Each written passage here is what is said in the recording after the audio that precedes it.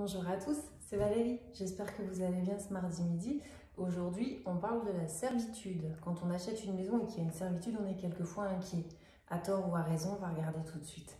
C'est parti. Alors qu'est-ce que c'est la fameuse servitude? La servitude, c'est une charge qui est imposée à un fonds qu'on appelle le fonds servant au profit d'un autre fonds qu'on appelle le fonds dominant. Ça trouve ses bases dans le code civil, la servitude.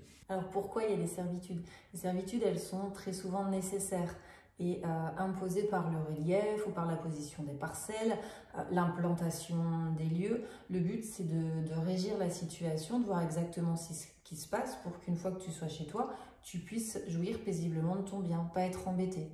On va voir maintenant ce qu'il existe comme forme de servitude. Alors, il en existe 4 principales. Il y a tout d'abord la servitude continue. Comme son nom l'indique, elle s'exerce de façon continuelle dans le temps. C'est toutes les servitudes d'eau, par exemple, où on n'a pas besoin de l'intervention de l'homme pour les exercer. Par opposition, la servitude discontinue, où elle, justement, il faut que l'homme la traverse. Alors, c'est le fameux droit de passage. Et ensuite, la servitude, elle est soit apparente, soit non apparente. Alors ça, c'est facile à comprendre. Une servitude apparente, on la voit. Une servitude qui n'est pas apparente, on la voit pas. Mais c'est pas pour ça qu'elle n'existe pas. L'arrivée d'eau, par exemple, qui passerait chez le voisin, on la voit pas, mais c'est indispensable. Tout comme une évacuation d'eau, une gouttière, enfin voilà, ce genre de choses. C'est vraiment pas parce qu'elle n'est pas apparente qu'elle n'est pas nécessaire. Et au contraire, comme on la voit pas, il est d'autant plus utile qu'elle soit indiquée. Alors justement, comment ça fonctionne ? La servitude, elle est inscrite dans le titre de propriété. Le titre de propriété, c'est le document qui prouve que tu es propriétaire de ton bien, dans lequel il y a toutes les informations sur ta maison. Le nombre de parcelles, les diagnostics, enfin voilà, et plein de choses. Et il y a un paragraphe sur les servitudes. Et c'est dans ce paragraphe qu'il est repris les modalités d'exécution de la servitude. Si on reprend l'exemple du droit de passage, il est indispensable pour que tu puisses accéder à ton bien. Il est noté dans le titre de propriété la largeur de ce droit de passage. Si c'est par exemple 4 mètres, hop, pour accéder chez toi. On essaye même de faire des plans, comme ça c'est plus facile pour tout le monde à comprendre.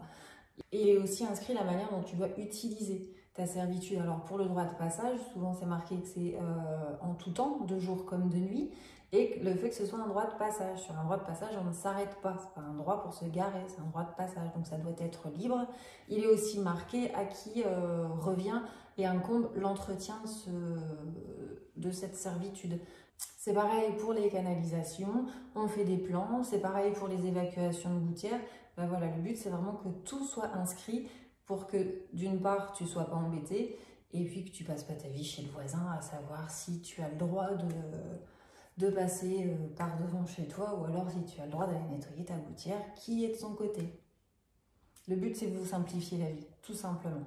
Voilà, j'espère que la servitude est un peu plus claire. Si vous avez plus de questions, vous savez, je ne suis jamais très loin du téléphone.